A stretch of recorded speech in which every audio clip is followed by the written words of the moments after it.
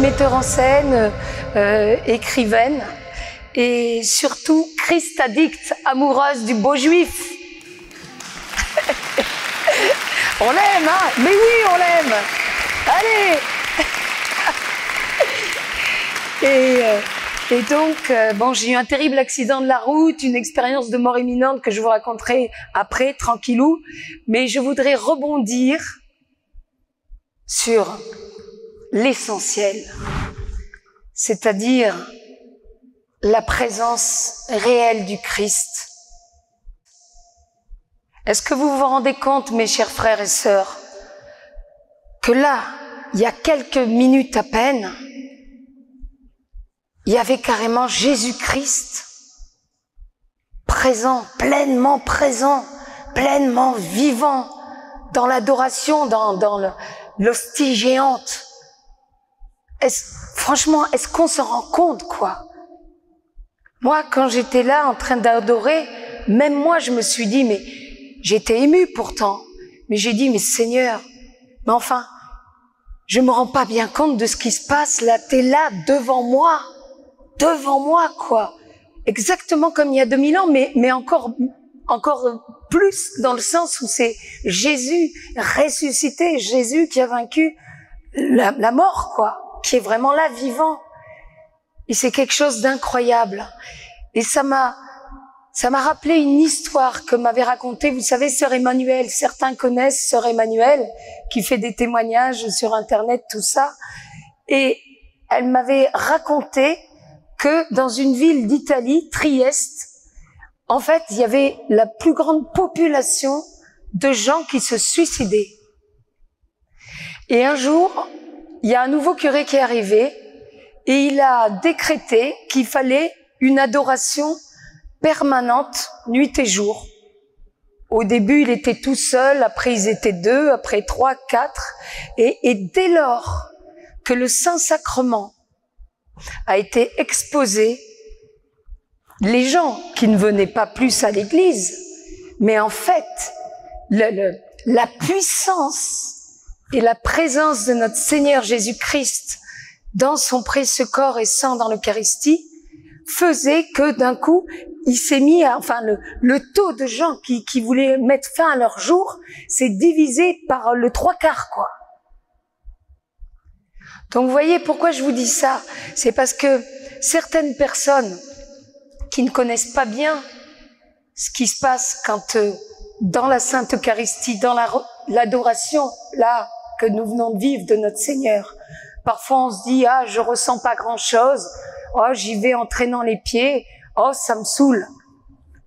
Eh ben n'empêche que le Seigneur il est vraiment là et il nous inonde de ces ondes, et c'est autre chose que la 4G, 5G, que la 100 000 G, quoi.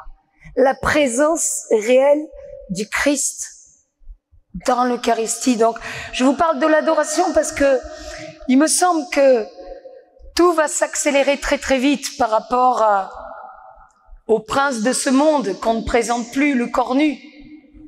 Satan, qui sait ses derniers jours éternels comptés, qui va clairement se déchaîner contre le monde entier et spécialement contre l'Église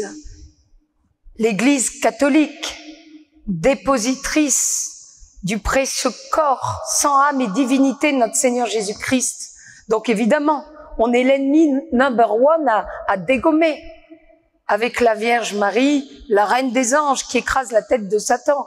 Donc, je crois que une de nos grosses parades par rapport à tout ce que le monde va se prendre sur la tête, et nous spécialement, la bande à Jésus, mes frères et sœurs que j'aime et que Dieu aime. Ça va être une arme. Il faut s'accrocher. Je pense qu'il faut vraiment se rassembler dès qu'on peut, le plus souvent possible en fait, et demander au curé qui nous ouvre des moments d'adoration, quoi. Parce que dans cette guerre entre le bien et le mal, il n'y a que Dieu qui est le plus fort. Nous, on ne fait pas le poids. Il fait qu'une bouchée de nous, l'adversaire, le cornu. Et donc, il faut vraiment se mettre complètement en Christ, quoi. Et avec les sacrements de l'Église, on a la chance d'être cathos. Vous voyez notre monde là, notre monde, même dans l'église, quoi. Même dans l'église, on finit cette espèce de déprime, de découragement qui gagne complètement le monde, quoi. Il est même en train de rentrer dans nos communautés. Moi, je parle depuis 2014 que je témoigne de partout. Je vois finalement de plus en plus, et a fortiori maintenant, dans cette époque de souffrance et de confusion, d'attaque de l'adversaire du corps nu, vraiment, de plus en plus de frères et sœurs en l'église qui n'ont pas le moral, quoi, qui dépriment. Et certains même qui lâchent l'affaire petit à petit sans s'en rendre compte. Et qui ne vont même plus à la messe genre du dimanche. Mais la messe du dimanche, c'est pas la messe du dimanche où il faut aller pointer. La messe du dimanche, mais c'est une grâce. Et pas seulement le dimanche. Et rencardez-vous pour savoir à quel moment il y a les messes ici. Vous avez la chance d'avoir mes deux super beaux résistants de l'amour, des prêtres qui ont la foi, merveilleux, le Père Carmelo et le Père Grégory. Mais franchement, si je pouvais les prendre avec moi, je vous les sifflerais, les gars. Ça, vous voyez, ça c'est la vraie résistance aujourd'hui. C'est pas de faire tous les trucs de dingo que le monde t'inspire à faire. La véritable liberté, c'est pas ceux qui font les 400 coups. Moi, je suis passée par cette période avant ma rencontre avec le Christ. Et vous voyez, j'étais en fait malheureuse comme une pierre. J'étais une caricature de réalisatrice, scénariste, imaginez, qui habitait Paris, qui est nightclubeuse tout le temps, paf, tous les soirs, la boîte. Après, il y avait les afters au petit matin pour que ça s'arrête jamais. Et puis voilà, et la fête, et le machin, et la séduction. Et je peux vous dire, mais que ça rend mes malheureux comme une pierre. Et que justement,